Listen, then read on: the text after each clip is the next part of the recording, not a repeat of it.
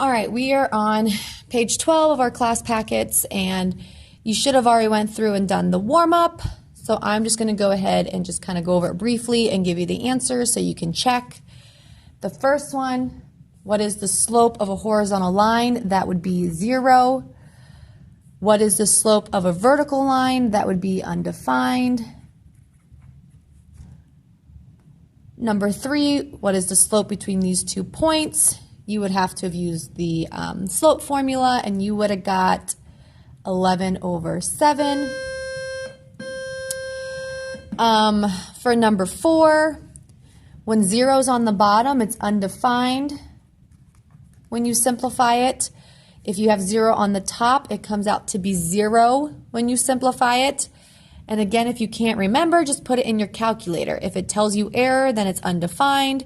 If it tells you 0, then it's actually 0. For number 5, to graph this is going to be a horizontal line at -3 on the y-axis because it says y equals. And then number 6, remember with this type of question, you're going to set it up just like the slope formula. I'm going to go ahead and label real quick. So it would be -2 minus a -4, and then it'd be x minus 3. But instead of equals m, I'm going to have it equal to 2/5 because they already gave us the answer. And you're trying to figure out what x is. So just looking at this bottom, what minus 3 will give me 5 on the bottom? Well, 8 minus 3 is 5. So that means x would have been 8. Okay, so now that we've kind of gone through the warm-up, we're going to go over the last thing we need to know for our test on Friday, which is how to convert something in slope-intercept form. Slope-intercept form is y equals mx plus b. You need to make sure you know that because on your test, some questions will just simply say put in slope-intercept form. So you have to know that means put it in this form. And this is review from last year. You guys have already done this.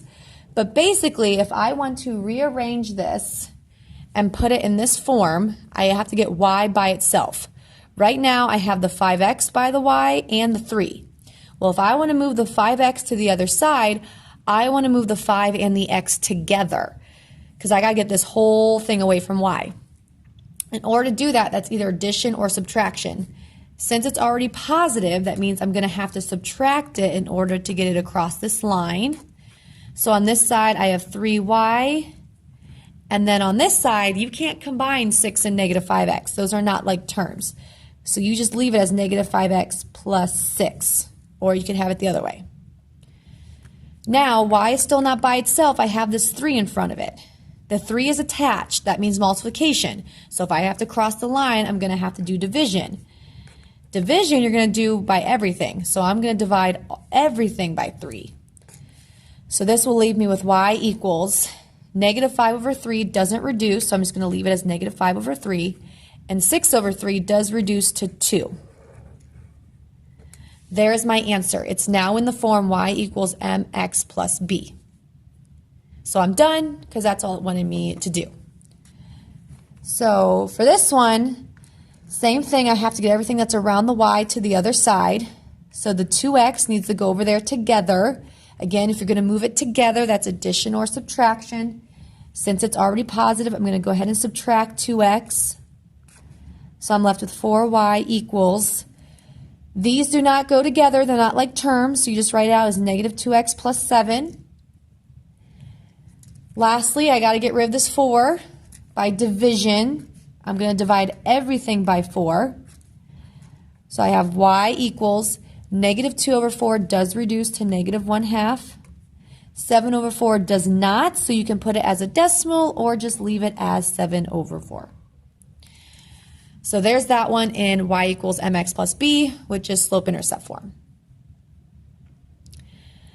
This next one, it wants us to graph. In order to graph a line, it has to be in slope-intercept form. So I'm going to have to do what I did in these two examples where I have to rewrite it and then I can graph it. So I'd have to start by moving the 2x away from the y. It's already positive, so I'm going to subtract it from both sides.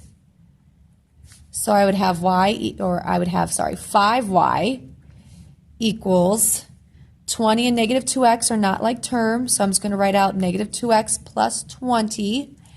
And then I still have to get the 5 by itself, or I have to move the 5 to get the y by itself. So I'm going to divide everything by 5. So I have y equals negative 2/5 does not reduce, so I just leave it as negative 2/5 x. 20 over 5 reduces to 4. So this is my correct form, y equals mx plus b. So now I can go ahead and graph it. When you graph it, you always start with your starting point, and your starting point always goes on the y-axis. So on the y-axis at positive 4, I'm going to make my starting point. My slope is negative, so it means it's going to be falling, and it starts off as negative 2. So I'm going to go down 2 and then to the right 5. Or I could go backwards. You have to make sure it's falling from left to right because your slope was negative. So there's my line for that one.